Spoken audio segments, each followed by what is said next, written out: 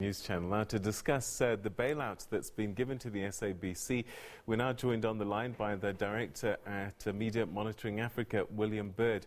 William, thanks very much indeed for joining us. So this must be welcome news, not just for us at the SABC, but for the public in general. Hi, good afternoon, Peter. Yes, it is. I think it's been a long while since we've had a Good Friday, and this is certainly turning out to be one. So I think we should welcome it with open arms. Of course, it's not quite the amount that the SABC need or indeed have asked for. And, I gather that there's another amount that may come once they satisfy other criteria. I think as long as those criteria are clear and open and fair and do not open the SABC up to any form of other interference, that sounds perfectly reasonable. So I think that's in the immediate term, what it does is it just means that hopefully SABC can start to focus on trying to do their job instead of just trying to focus on keeping the lights on. You had been concerned about the length of time that it took to get to this point.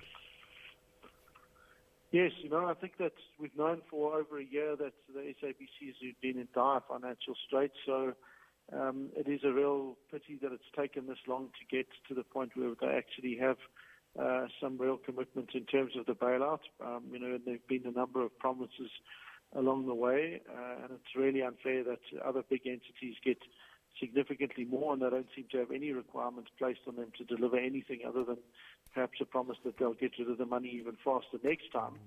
So, with the SABC, it is a special body. It's not like other state-owned enterprises. It's got a very particular and important role to play. So I guess the key thing is to look at how we start to move it forward. So it's a good and it's an important step. It says that there is a way out of the woods now, but we now need to make sure that we start to plot what that way looks like, and that we start developing a new vision for our public broadcaster. You've been watching the public broadcaster for a number of years now, and I just wonder, one of the questions that the public broadcaster was asked by Treasury was, what's going to be different this time around? Have you analysed what the problem is, and what are you going to do to fix those? Are you comfortable with what you've seen and heard, that the ship has turned around and that this money that's coming in will be used properly and that we won't be looking for another bailout in the near future?